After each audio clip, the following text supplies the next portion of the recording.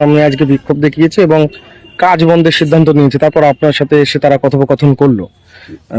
দেখুন, আমি একটা কথা বলবো, হরিজন ভাইদের দোষ না এটা। অ্যাকচুয়ালি যেইভাবে আপনাদের মানে লাস্ট যে বোর্ড চলছিল, তারপরে যেইভাবে পৌরসভার যেই অবস্থায় ছেড়ে দিয়ে গেছে, এরা সবাই রিজাইন করেছে, যে পৌরসভার যে অবস্থা করে দিয়ে গেছে, মানে ফান্ড নেই পৌরসভার, মানে এনাদের যে ফান্ডগুলো, মানে যেই টাকাগুলো থাকতো সেই টাকা পর্যন্ত খরচা করে দেওয়া হয়েছে।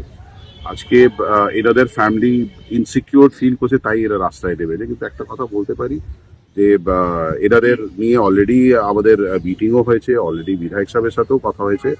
আমাদের মাননীয় বিধায়ক একটাই কথা বলেছে, সবারই স্যালারি হবে। আর ওনাদের আমি এটাই মেসেজ দিলাম যে আপনারা নিশ্চিন্ত হয়ে কাজে যান, আপনাদের স্যালারি হবে। একটু সময়ের যে গ্যাপটা হয়েছে, এটা অবশ্যই আমরা সলভ করার চেষ্টা করছি। কেন কি সবার আগে আমাদের পরিবেশটা এরকম হয়ে গেছে যে পৌরসভায় এত নতুন স্টাফ ঢুকিয়ে দেওয়া হয়েছে, ওই স্টাফগুলো আগে ছাঁটাই করা খুব জরুরি। কেন কি পুরনো স্টাফরাই ঠিক মতন মাইনে পাচ্ছে না, তার মধ্যে অনেকগুলো নতুন স্টাফ নিজের মিছিল মিটিং এ লোক বাড়ানোর জন্য করা হয়েছিল। তো সেগুলো অবশ্যই আমরা ছাঁটাই করব। তার মধ্যে আমরা খুব শিগগিরই চেষ্টা করছি এনাদের স্যালারি ছাঁটাই হবে পৌরসভায় তাহলে হালি শহরে?